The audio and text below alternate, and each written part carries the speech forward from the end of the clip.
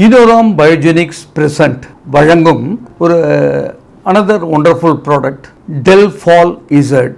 இந்த டெல்ஃபால் இசட் என்ன அப்படின்னா இஸ் அ ஹெமாட்டினிக். இது அயன் கேப்சூல். ஏன்னா நமக்கு நார்மலாக இந்தியாவில் பார்த்தீங்கன்னா 18% to 21% அனிமிக் பேஷண்ட்ஸாக இருக்காங்க. அனிமிக்னா அந்த ஹீமோக்ளோபின் லெவல் உமனுக்கு ஒரு 14 இருக்கணும் மினிமம், அடல்ட்டுக்கு மேலுக்கு 12 இருக்கணும் மினிமம். இதுக்கு கீழே கம்மியாக இருக்கும்போது என்னாகும், பிளட்டில் ஹீமோக்ளோபின் கம்மியாக இருக்கும். இந்த ஹீமோக்ளோபின் கம்மியாக இருந்ததுன்னா என்னாகும், oxygen various parts of the பாடிக்கு போகாது. ஆக்சிஜன் போலன்னா என்னாகும், செல்லு தன்னோட ஃபுட்டுக்காக கஷ்டப்படும், தன்னோட பணியை சரியாக செய்யாது. அதனால தான் இந்த அனிமிக் பேஷண்ட்ஸ் எப்போ ஹீமோக்ளோபின் கம்மியாகுதோ அது அவங்கள அனிமிக் பேஷண்ட் சொல்லுவாங்க. அவங்க ரொம்ப லெத்தார்ஜிக்காக இருப்பாங்க, ரொம்ப ஒல்லியாக இருப்பாங்க, ரொம்ப ஃப்ரெஜைலாக இருப்பாங்க, அவங்களுக்கு பசி எடுக்காது, அவங்களுக்கு எல்லா வியாதிகளும் மற்ற வியாதிகள் ஃபங்கல் டிசீஸ், பாக்டீரியல் இன்ஃபெக்ஷன் இதெல்லாம் காமனாக இருக்கும்.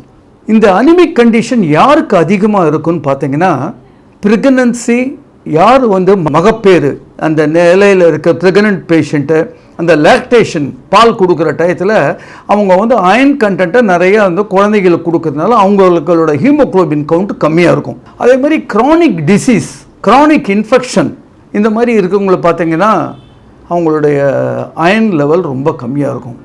அதுக்காக ஸ்பெஷலாக carbonyl iron, zinc, folic acid with vitamin B12 கேப்சூலில் இந்த காம்பினேஷனில் கார்பனல் அயன் கான்ஸ்டிபேஷனை உண்டாக்காது, இரிட்டேஷன் வயிற்றில் அல்சரை உண்டாக்காது.